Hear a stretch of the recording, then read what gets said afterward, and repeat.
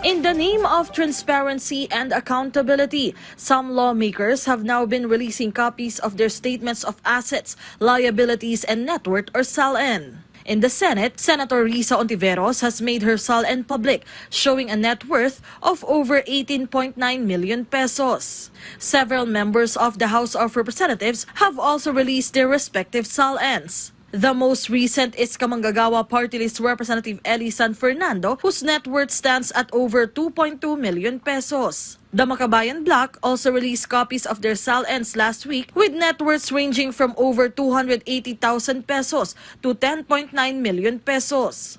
According to Kabataan Party List Representative Rene Co, other members of Congress should likewise make their SALNs public.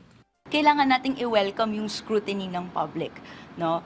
Kung sinasabi natin na galit tayo sa korupsyon, kung sinasabi natin na a-action tayo laban sa korupsyon, ipakita natin yung credentials natin to do so, no? Pakita natin na willing tayo na maging proponents ng simple living. To establish a better system, Representative Ko also supports the earlier proposal for the House and other institutions to adopt a specific policy on the public disclosure of SALNs. In favor po tayo dito. And sana hindi lang sa House, no? Sa Senate, sa Malacanang, sa iba pang mga agencies ay magkaroon din ng similar memo para ipakita nila, no, na nasaan ba ang pag-iimbak ng milyones.